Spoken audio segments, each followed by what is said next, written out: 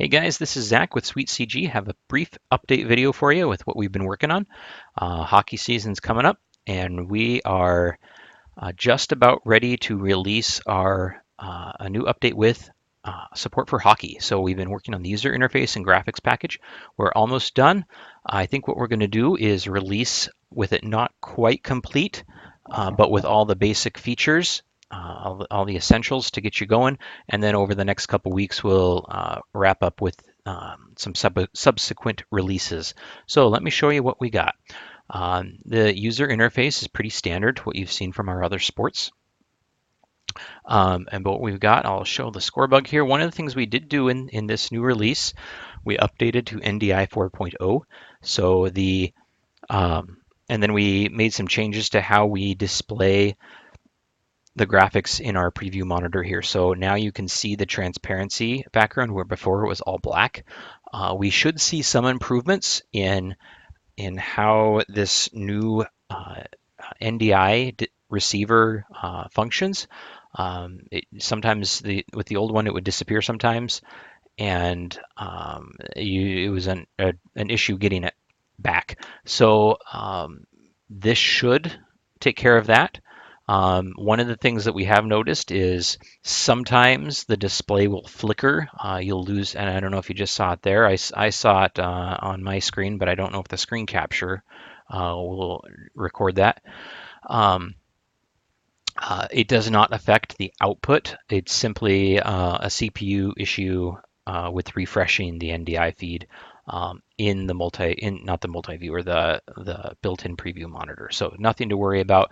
It may happen from time to time. It will probably happen more often on slower processors. But again, that does not actually represent what the NDI feed is outputting. It is strictly limited to this receiver. So what I'm going to do here, let me I forgot to do this beforehand. I'm going to load in one of those marquees and just set that. There we go. Got that, and we'll quick add a tagline.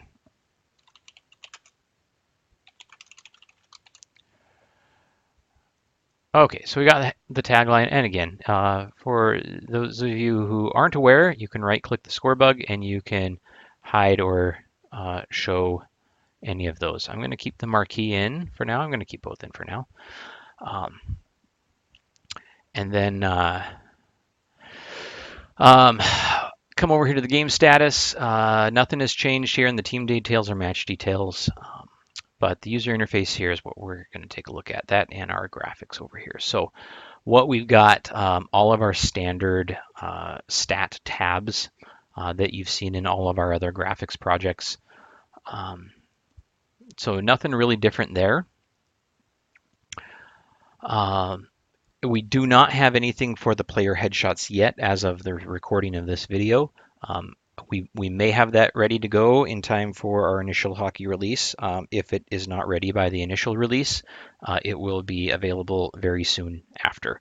So it's just finding the time to get all those graphics configured and whatnot. So all of our typical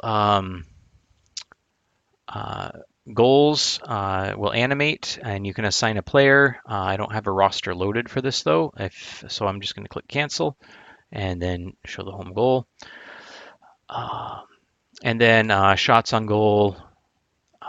You'll notice also a goal will also assign a shot on goal to the team. A save will mark a save, but then it will also mark a shot on goal for the opposite team. And then face-offs won. So that's all pretty standard. But where we're getting unique with the hockey stuff is the power plays and the players on ice. So I know that's what people are really interested in. So we're just going to get to that. So if there is a penalty on a player, let's say there's two players get at it and there's a coincidental minor and they both need to leave the ice, go to the penalty box, you would just click penalty for both teams. Because in that situation, they're off the ice, but another player can come in. The team doesn't go down a man. So, and that'll just mark a penalty. We don't do anything as far as showing or indicating that on the score bug.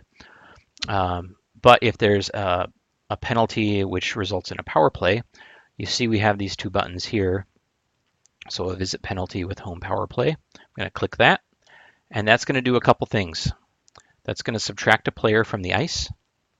It's going to add a penalty, and then it's going to mark a power play for the player over here. For the opposite team.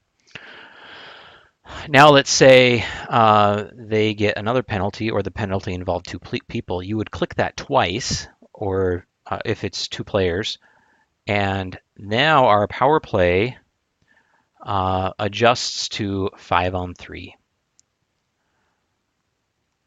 Now let's say a player returns to the ice. That adds the player back. And then all of this gets automated based on a few different things, but a lot of it just focuses around how many players are on the ice. Now, let's say the other team gets a penalty. And now they're equally manned, but they're both down players. Well, now we don't see a power play for either, but we do see this on ice. And at the moment, there's no clocks associated with that. We're going to be looking at getting clock cameras so you can point a camera at the scoreboard and handle all of that. And then you can display a clock in there. And we're going to do something with that in this area of the user interface. And again, that will be forthcoming. That will not be in our initial hockey release, but that's kind of what we have in mind. And then as this player returns to the ice, now they've got the power play. Just depends on how the timing all works out with all of the players with their penalties. Now, if there's a delayed penalty, a couple things happen. That just pulls up a tab here, but it doesn't really do anything statistic-wise. The penalty has not been assigned. You'll notice this is in red, and then this text is in red as well. So when the time comes to actually move that out of delayed penalty, then you would click that there, and then that deactivates the delayed penalty. And then in addition to making all of the changes necessary on the for the power play. If the team with the power play gets a delayed penalty, they will actually, that tab will stack downward from there.